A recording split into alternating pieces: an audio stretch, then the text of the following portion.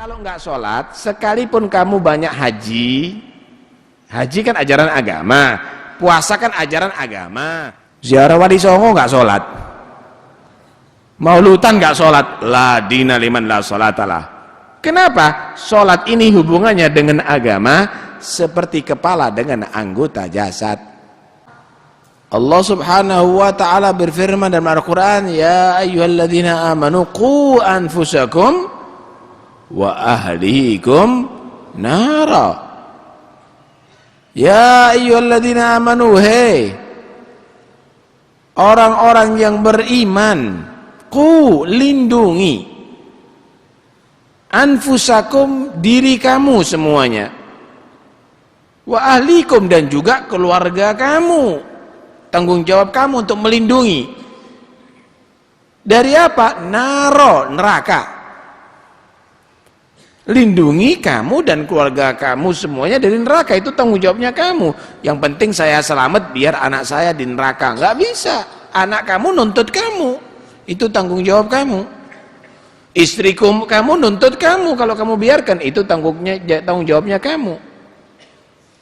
Jadi kamu harus sebagai kepala rumah tangga, sebagai suami atau ayah, memerintahkan keluarga kamu semuanya patuh dan taat kepada Allah Rabbul Alamin. Jadi nggak bisa, yang penting saya kan tidak, itu haknya anak-anak kita, haknya istri kita. Bukan begitu, hak itu semuanya hak dilindungi, tetapi tidak boleh melanggar hak Allah. Jadi tidak ada berzina hak manusia, minum khamr hak manusia, mencuri hak manusia, jadi preman hak manusia, jadi orang yang gak karuan hak manusia. Itu hak apa? Karena itu jangan percaya dengan hak asasi yang dilontarkan oleh beberapa orang. Jadi kita ini mau dibentuk hak itu, mendahulukan hak itu lebih daripada hak agama. Ini program untuk liberalisasi Indonesia. Jadi kita ini sudah mau dijauhkan daripada Pancasila. Karena itu hak yang dicontoh di kiblat Amerika. Tuh Amerika bagaimana melindungi hak asasi. Sana pemerintahannya itu adalah liberal, karena itu zina hak lebih didahulukan, bukan agama yang lebih didahulukan. Mau berbuat apapun itu haknya mereka, bukan agama yang didahulukan, nggak punya Pancasila. Tapi kalau kita orang Indonesia itu punya Pancasila, sila pertama ketuhanan yang Maha Esa. Hak itu semuanya dilindungi asal tetap menjadi Pancasilais, orang yang berdasarkan Pancasila, yaitu berketuhanan. Inti boleh berhak hidup ada di Indonesia, kamu boleh kamu bekerja di Indonesia, kamu boleh bergaul di Indonesia, tapi tetap dalam norma ketuhanan yang Maha Esa. Kalau ada pelanggaran dengan ketuhanan yang Maha Esa, maka haknya kamu harus ditinggalkan dan patuh kepada ketuhanan yang Maha Esa. Begitu kan seharusnya. Ini enggak peduli Tuhan yang melarang, yang penting haknya manusia. Sehingga perzinaan bebas, minuman khamr bebas semuanya. Jadinya kita mau diliberalkan, jadi Pancasilanya mau ditinggalkan. Begitu, ini program. Karena itu orang Indonesia harus paham, harus tetap sebagaimana pendahulu-pendahulunya, yaitu mengedepankan ketuhanan yang Maha Esa. Begitu. Nah, kita di dalam mendidik anak, jangan dikatakan haknya anak meninggalkan sholat. Lah ini kan bahaya ini kalau begitu. Kita haknya anak tidak percaya dengan Allah, haknya anak beragama lain, begitu. Ya nggak bisa. Karena itu kita harus paham tugas kita bagaimana terhadap Tuhan, karena kita hidup ada di negara yang berketuhanan yang Maha Esa, maka itu harus lebih dilindungi daripada yang lainnya. Jadi supaya kita paham ya, bahwa kita ini dibongoli dari dulu itu. Hak asasi, hak asasi, hak asasi.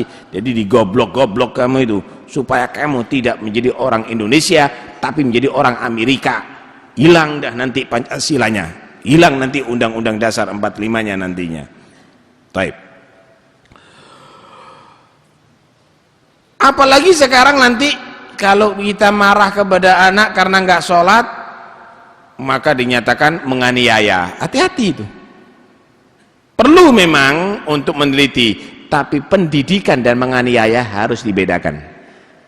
Pendidikan dan menganiaya harus dibedakan. Karena itu di sini menyatakan wajib bagi yang mempunyai wewenang, baik itu di rumah tangga seperti ayah, baik itu juragan seperti di pabrik, direktur seperti di pabrik, wajib untuk memerintahkan bawahannya sholat wajib.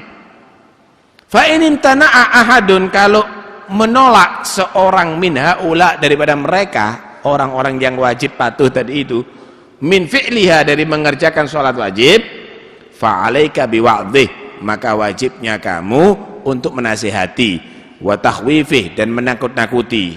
Saya pecat lo kamu jadi orang Islam yang benar, nanti saya pecat kamu. Anaknya apa sudah ya, saya pukul kamu nanti. Paham nih ya?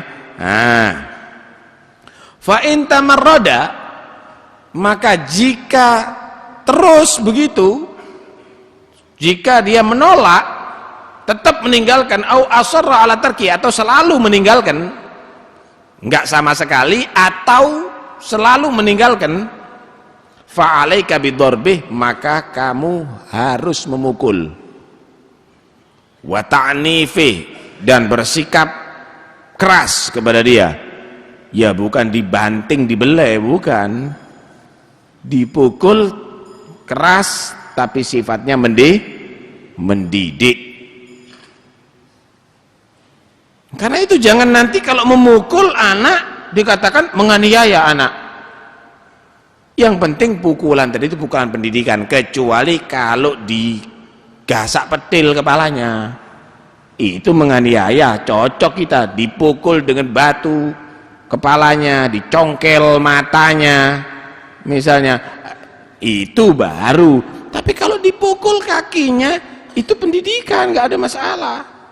Kalau diconyok rokok, itu penganiayaan. Jadi kita harus bisa mana mendidik, mana tidak. Jewer masuk penjara, model nggak ini? Hati. Karena itu jangan mau terpengaruh yang model begitu. Kita ini harus paham bahwa ada pendidikan sifatnya, ada penganiayaan. Itu harus dibedakan. Itu harus dibedakan. Fa in imtana'a, maka jika tetap menolak, walam yanzajir, dan dia tidak jerah, tetap meninggalkan sholat, padahal udah dikasar, udah dipukul, walam yanzajir an tarki, tidak jerah daripada meninggalkan sholat, fa alaika bimuqata'atihi, putus hubungan. Walaupun anak, walaupun istri, wan mudabarate, putus. Kenapa? Fa inna tarika shalah syaiton, karena orang meninggalkan salat itu setan, udah tidak layak lagi disebut manusia. Ba'id min rahmatillah, jauh daripada rahmat Allah Subhanahu wa taala. Enggak, jangan sampai ada di rumah kamu. Nanti akhirnya ketika turun bala datang ke rumah kamu, nanti bala itu kamu kena sekali. Kasihan yang sholat nantinya. Setan itu dibenci oleh Allah Subhanahu wa taala. Jangan mau kompromi dengan orang yang nggak sholat. Istri nggak sholat, cerai. Ya, nggak langsung kita nasihati, jangan mbak, jangan dek, sholat itu wajib, nggak bener. Tetap aja, ya udah kembalikan sama orang tuanya. Suami nggak sholat, mas, saya wajib patuh sama kamu, tapi kalau kamu nggak sholat, saya dosa, biarkan sholat mas. Pancet, khalas, minta cerai. Jangan kamu kompromi dengan orang yang nggak sholat. Orang yang nggak sholat jauh dari rahmat Allah, dan itu adalah setan. Jadi di sini kita harus tegas dalam masalah ini. Harus tegas, daripada nantinya harus bertanggung jawab di hadapan Allah Subhanahu wa ta'ala. Muta'arridun li ghadabi wa la'natih. Orang yang meninggalkan sholat itu berarti telah mendaftarkan dirinya li ghadabi, untuk mendapatkan murka Allah, wa la'natih, dan laknatnya Allah. Sehingga datang satu riwayat, ma taraka ahadun faridatan illa kutiba ismuhu ala babin nar, hadza la budda min dukhulin nar. Tidak ada seorang pun meninggalkan satu kewajiban sholat kecuali namanya udah dicatat ada di pintu neraka. Ini harus merasakan adab neraka. Jangan main-main, ini urusannya adalah urusan antara surga dan neraka, selamat dan celaka. Tahrumu mu'alatuh wa tajibu mu'adatuh. Haram kita mau berbaik-baikan dengan orang yang meninggalkan sholat. Wajib memutus hubungan dengan orang yang meninggalkan sholat. Duit diambil 1 juta, mendelik mata nih, marah, nggak mau berhubungan. Tapi kalau nggak sholat tertawa. Jangan, urusannya lain ini. Ini semuanya wajib ala kulli muslim. Baik semua orang muslim sebetulnya. Semua orang muslim wajib, nggak boleh kompromi. Baikot orang yang nggak sholat. Ini orang nggak sholat, jualan, misalnya dia jualan, dia nggak sholat, nggak usah beli, makanya dia cari jualnya orang yang sholat. Tapi enakan yang situ, enak tapi kamu dosa. Itu aja, nggak enak, pokoknya warak, gitu loh. Artinya perbuatan yang demikian ini harus serius. Di sini tentunya sikap yang terakhir itu setelah diawali dengan sikap-sikap tahapan yang sebelumnya. Kalau nggak bisa, harapan dia jadi orang yang mengerjakan sholat, putus hubungan. Biar berkah hidup ini, biar selamat kita.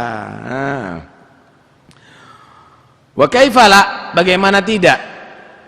Dengarkan Rasulullah bersabda, waqad qala Rasulullah, telah bersabda Rasulullah SAW, al-ahdul ladzi bainana wa bainahum as-shalah. Perbedaan kita dengan mereka orang-orang musyrik, dengan orang-orang kafir, itu adalah salat. Faman tarakaha faqad asyrak. Karena itu barang siapa yang meninggalkan salat benar-benar telah melakukan kesyirikan. Artinya dalam riwayat faqad kafar, benar-benar telah melakukan kekufuran. Ini gambarannya, apa bedanya kita dengan Nasoro, dengan Yahudi, dengan Konghucu, dengan Buddha, dengan Hindu, dengan yang lainnya? Apa bedanya? Kalau puasa, agama Hindu ada puasa, malah puasanya lebih dahsyat dari kita. 1 hari 1 malam puasa, puasa kerja, sehingga toko-tokonya harus puasa tutup. Puasa daripada kesibukan. Puasa, kendaraannya harus puasa, nggak boleh bunyi. Mesinnya harus puasa, airpodnya puasa, terminalnya puasa, lampu puasa, semuanya puasa. Kalau di hari raya Nyepi kan begitu. Apa bedanya kita dengan orang-orang Nasara misalnya, atau Yahudi atau yang lainnya? Duit, menggunakan duit, kalah kita. Sumbangan-sumbangan mereka lebih banyak kalau mengeluarkan mungkin. Apa karena ibadah-ibadah yang lainnya? Juga tidak. Bedanya sholat. Mereka nggak punya sholat 5 waktu. Agama selain Islam nggak punya sholat 5 waktu. Karena itu yang tidak sholat itu berarti telah melakukan kekufuran. Sebagian ulama menyatakan faqad kafar, itu jahidan, karena mengingkari kewajibannya. Ninggalkan sholat, menyatakan sholat nggak wajib, kafir, udah jelas. Tapi sebagian ulama yang lainnya, bahkan sebagian sahabat mengatakan walaupun males ninggalkan sholat itu murtad hukumnya. Jangan main-main ini. Ini urusannya urusan besar, ninggalkan sholat ini. Hah? Nanti saya akan bacakan satu hadis yang hadis tadi itu perlu kita renungkan. Riwayat hadis ini perlu betul-betul kita renungkan. Waqad qala sallallahu alaihi wasallam, dan telah berkata Nabi sallallahu alaihi wasallam, la dina liman la sholatalah. Enggak ada agama bagi orang yang enggak salat. Innama mathalus sholati minad din kamathalir ra'si minal jasad. Hanya saja perumpamaan salat di antara ajaran agama seperti kepala di antara anggota jasad yang lain. Artinya kalau enggak salat, sekalipun kamu banyak haji, haji kan ajaran agama, puasa kan ajaran agama, hadir hall kan juga aja baik acaranya, maulid juga baik, tapi enggak salat. La dina liman la sholatalah. Enggak dianggap ajaran agama itu ada kalau enggak sholat. Ziarah Wali Songo enggak sholat, maulutan enggak sholat. La dina liman la sholatalah. Kenapa? Sholat ini hubungannya dengan agama seperti kepala dengan anggota jasad. Orang enggak ada tangan masih bisa hidup, orang enggak ada kaki masih bisa hidup, orang enggak ada kepala, Gondoruo itu ada yang hidup. Orang nggak haji bisa Islam masih. Kenapa? Lawang dia nggak mampu. Haji kan wajibnya bagi yang mampu. Walillahi 'alan nasi hajjul baiti man istata'a ilaihi sabila. Orang nggak puasa bisa Islam. Kenapa? Lawang dia sakit atau dia musafir. Kalau dia sakit atau musafir nggak wajib kan puasa? Hah? Orang nggak zakat, zakat bagi yang kaya. Lah kalau melarat menerima zakat. Orang Islam nggak sholat, nggak bisa. Kenapa? Wajib sakit, sehat, kaya, melarat, pejabat, rakyat wajib sholat semuanya. Nggak ada kompromi itu. Kalau zakat wajibnya bagi yang punya duit, bagi yang punya harta. Kalau haji bagi yang mampu. Kalau puasa bagi yang kuat. Tapi kalau sholat nggak ada bagi-bagian. Bagi yang hidup semenjak ente punya akal wajib sholat. Kalau udah nggak bisa sama sekali ya disolati, dikubur. Karena itu jangan buat main-main ini sholat. Saya bacakan satu hadis. Nabi sallallahu alaihi wasallam bersabda, "Man hafadha 'ala sholati akramahullah bi khamsi khisal." Siapa orang yang menjaga salat 5 waktu, maka Allah memuliakan dia dengan 5 perkara. Yarfa'anhu dhigal 'aish. Allah akan mengangkat dia kesempitan hidup. Insya Allah cukup rezekinya, tentrem keluarganya, bagus diterima oleh masyarakat sekitarnya. Wa yu'tihi kitabahu wa 'adzabal qabr. Allah akan mengangkat dia daripada azab kubur. Aman, kuburannya insya Allah jadi kebunan surga. Kemudian yang ketiga, wa yu'tihi kitabahu bi yaminih. Nanti di mahsyar dia akan menerima kitab laporannya dengan tangan kanannya, tanda dia orang yang selamat. Kemudian wa yamurru 'ala sirat kal barq wa yadkhulul jannah bighairi hisab. Dan dia akan masuk, dan dia akan melalui jembatan sirat seperti secepat kilat dan masuk surga tanpa dihisab. Enak kan? Ini bagi yang mengerjakan di dunia dia selamat, di kubur selamat, di mahsyar dia selamat, di atas jembatan sirat selamat, masuk surganya gampang, enak. Wa man tahawana bis shalah, siapa orang yang meringankan salat, ngenteng-ngentengkan salat, dianggap biasa ninggalkan salat, adaballahu bi 15 ugubah, maka Allah akan menyiksa dia dengan 15 macam siksaan. Sittin fid dunya, 6 macam siksaan di dunia. Wa thalathin 'indal maut, 3 macam siksaan ketika mati. Wa thalathin 'inda dukhuli fil qabr, 3 siksaan ketika masuk kuburan. Wa thalathin 'inda liqa'i rabbih, 3 siksaan ketika bertemu tuh dengan Tuhannya nanti di hari kiamat. Diperinci sekarang. Fa ammal lawati fid dunya, adapun 6 siksaan yang ada di dunia. Fal ula tunza'ul barakah min umri, akan dicabut berkah daripada umurnya. Gimana berkah dari umurnya? Ruwet terus, nggak terasa umurnya, tuwek tuas, urusan terus, nggak berkah umurnya. Ternyata matanya dari dulu jarang baca Quran, ternyata mulutnya dari dulu jarang berzikir kepada Allah, nggak berkah. Punya anak semuanya berandal, nggak berkah dalam umurnya. Wa tsaniyah, yang kedua, tumha simas shalihin, akan dihapus oleh Allah tanda-tanda kesolehan daripada wajahnya, min wajhi.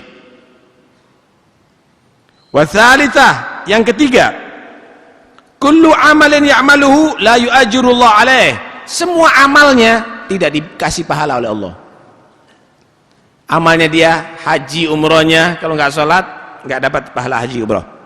Sedekahnya, puasanya, haulnya, maulidnya nanti nggak akan dapat pahala karena nggak sholat dia. Nah itu yang benar, jangan gara-gara acara-acara begitu akhirnya nggak sholat inti. Warabi'ah, yang keempat, la yurfa' lahu du'a ila sama, doanya nggak diangkat ke langit, artinya nggak diterima oleh Allah. Doanya nggak diterima oleh Allah. Wal khamisah, laisa lahu haddun fi du'ai shalihin, yang kelima, dia tidak punya bagian doa orang soleh. Setiap saatnya kan ada doa assalamu alayna wa ala ibadillahis shalihin, nanti ada doa Allahumma ighfir lil mu'minin wal mu'minat, Allahumma ihfadhil islam wal muslimin. Ini tidak dianggap orang-orang soleh, ini nggak dapat bagian dia. Semua dapat ampunan, dia tidak diampuni oleh Allah. Semua dapat rahmat, dia nggak dapat rahmat. Kenapa? Nggak termasuk golongan itu. Wasadisah, yang keenam, takhruju ruhuhu bi ghairi iman, keluar ruhnya, artinya mati tanpa bawa iman, su'ul khatimah. Ini di dunia ini. Wa ammal lati tusibu 'indal maut, adapun siksa yang datang kepada orang yang meninggalkan salat ketika mati dalam keadaan sakarat. Fal ula an yamuta dzalilan, matinya mati hina. Tahu mati hina? Mati hina mungkin tertuduh atau mungkin lagi melakukan perbuatan yang jelek. Mungkin matinya tadi itu ada di tempat pelacuran. Mungkin matinya karena overdosis. Matinya hina. A'udzubillah. Wa tsaniyah an yamuta jai'an, matinya dalam keadaan kelaparan. Mungkin dia tidak ada makanan sama sekali atau enggak dikasih makan beberapa hari, sulit.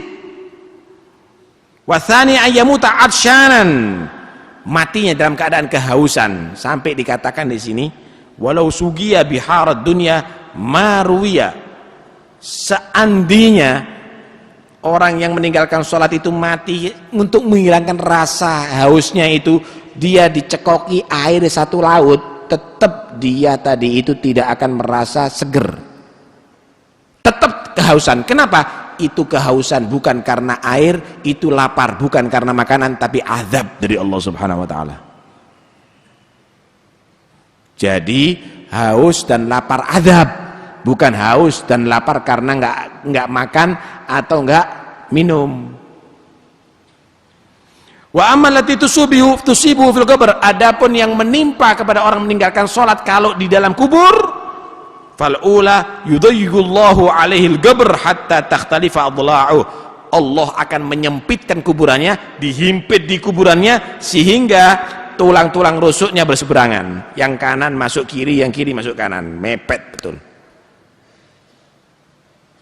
Wa tsaniyah yugadu alaihi fi qabrihi yatagallabu 'alal jamar lailan wa naharan, akan dihidupkan api di bumi, dipanggang siang dan malam di atas api. Wa thalitha yusallatu alaihi fi qabri thu'ban ismu syuja' al-agra yadribuhu ala tadyi'is salawat wa yastaghriqu ta'dhibahu bimigdar awqatis salawat. Allah menyediakan satu ular yang sangat besar yang disebut thu'ban al-agra. Dia akan menyiksa di kuburnya kepada orang meninggalkan sholat menurut waktu sholat yang ia tinggalkan.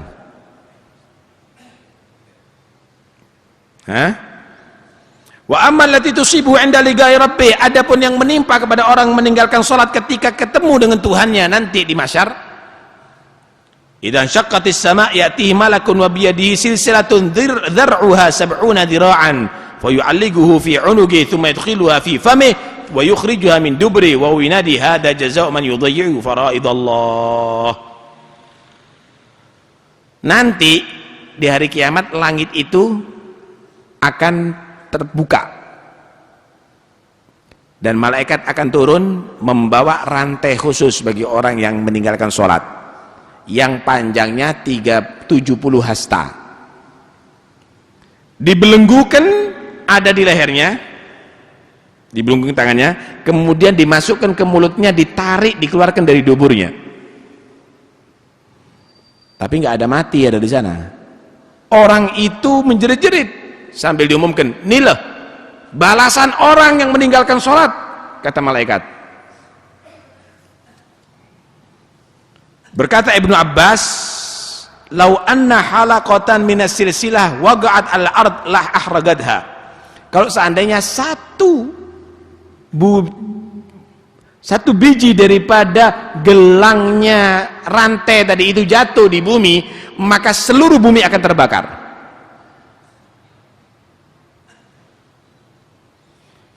Yang kedua, la yandurullah ilaih, Allah nggak akan melihat dia, artinya nggak dapat perhatian Allah dan tidak dapat rahmat Allah. Wa tsalitsa, yang ketiga, la yuzakkihi walahu adzabun alim, Allah tidak mengampuni dia dan Allah menyiksa dengan siksa yang penuh, siksa yang sangat menyakitkan. Karena itu jangan main-main untuk urusan ini. Mudah-mudahan kita menjadi orang selamat. Perintahkan anak-anak kita untuk sholat, jangan dibiarkan anak kita nggak sholat, anak kita nggak kerja, marah kita.